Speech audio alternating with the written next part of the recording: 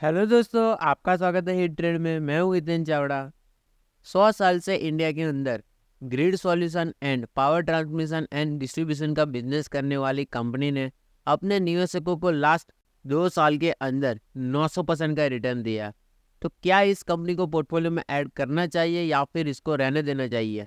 इसकी गेम खत्म हो चुकी है, उसका आंसर तो आपको एंड ऑफ द वीडियो मिल ही जाएगा। तो ज़रूर से इस वीडियो को लास्ट तक देखें।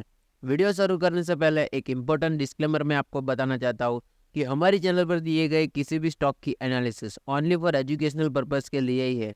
अगर आप लोग यहाँ पर इन्फ्लुएंस होकर इन्वेस्ट करना चाहते हो तो खुद से एक बार एनालिसिस एंड रिसर्च कीजिए या फिर अपने फाइनेंशियल एक्सपर्ट की मदद से कोई भी डिसीजन ले।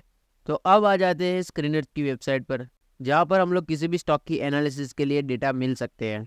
तो यहाँ पर आप लोग देख सकते हो कंपनी का मार्केट कैप 27,570 के आसपास देखने को मिल रहा है, यानी कि कंपनी अभी लार्ज कैप है। स्टॉक की करंट प्राइस की बात करें तो 1077 के आसपास अभी ट्रेड होती हुई देखने को मिल रही है। प्राइस का हाई एंड लो भी आप लोग यहाँ पर देख सकते हो। स्टॉक का पी 311, यानी कि पी ऑलरेडी एक्सपेंशन हो चुका है। हायर पीवी अभी देखने को मिल रहा है। Book value 44.3। बुक वैल्यू के अंदर भी हमको अगर कंपेयर करें तो बहुत ही ऊपर ट्रेड करती हुई बुक वैल्यू अभी देखने को मिल रही है। ROC 7.53, ROE -0.20%। अब आ जाते हैं चार्ट के ऊपर। यहाँ पर आप लोग देख सकते हो लास्ट 2 साल के अंदर स्टॉक के अंदर मोमेंटम देखने को मिल रहा है। स्टॉक 2022 के अंदर 100 से 200 की रेंज के अंदर ट्रेड करता हुआ देखने को मिल रहा था।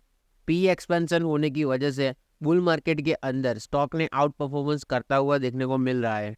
लास्ट कितने ही साल से स्टॉक अपने इस रेंज के अंदर फंसा हुआ था, मगर 2 साल से अंदर अभी स्टॉक के अंदर बहुत बड़ी ज़बरदस्त रैली आती हुई देखने को मिली है।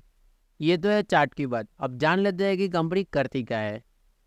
ये कंपनी लास्ट 100 साल से इंडिया के अंदर grid solution and power transmission और डिस्ट्रीब्यूशन का बिजनेस करती है। कंपनी प्रोवाइड करती है वर्सेटाइल रेंज में अपने solution for connecting and evacuating power, जो कि जनरेशन सोर्स है ग्रिड का। अब जान लेते हैं इनके प्रोडक्ट पोर्टफोलियो को। कंपनी अपने प्रोडक्ट्स ऑफर करती है पावर इंडस्ट्री में, जिसमें power transformers, circuit breakers, switch gears, instrument and transformer, substation automation equipment, digital software solutions etcetera. इनके products medium to ultra high voltage 1200 kV में भी use होते हैं। ये प्रोवाइड करती है टर्न की solution for sub station engineering and construction के लिए और टेक्नोलॉजीज जैसे कि फैक्ट्स एंड HVDC। अब दोस्तों जान लेते हैं कंपनी के रेवेन्यू मिक्स के बारे में। तो कंपनी सेल ऑफ प्रोडक्ट से 31%, एग्जीक्यूशन ऑफ कॉन्ट्रैक्ट से 65%, sale of services and others से 4% का रेवेन्यू जनरेट करती है। जियोग्राफिकल स्प्लिट के बारे में भी जान लेते हैं। इंडिया से कंपनी का 70% का बिजनेस आता है और एक्सपोर्ट से 13% का बिजनेस आता है। अब दोस्तों कंपनी के क्लाइंटेल के बारे में भी एक बार जान लेते हैं।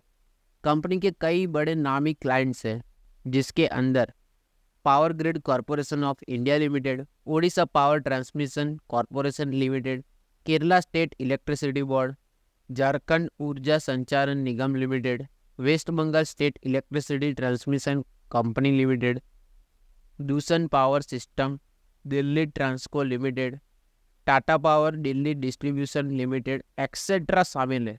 अगर इनके मैन्युफैक्चरिंग कैपेबिलिटी की बात करें तो कंपनी के पास 5 मैन्युफैक्चरिंग साइट्स हैं, जो कि पल्लवरम, पड़ाप्पई, होसूर, वडोदरा एंड नोएडा में लोकेटेड है। अब दोस्तों जान लेते हैं कंपनी के कंप्लीटेड प्रोजेक्ट्स के बारे में। कंपनी ने 132/33 केवी GIS सबस्टेशन ओडिशा में और कई वेरियस जगह पर पूरे इंडिया के दूसरे जगह पर भी सक्सेसफुली कंप्लीटेड किए हैं।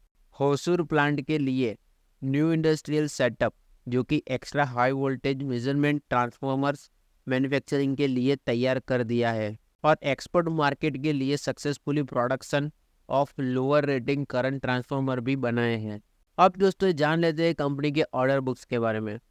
अगर FY24 Q1 की बात करें तो अभी कंपनी की ऑर्डर बुक 1000 करोड़ के आसपास की देखने को मिल रही है।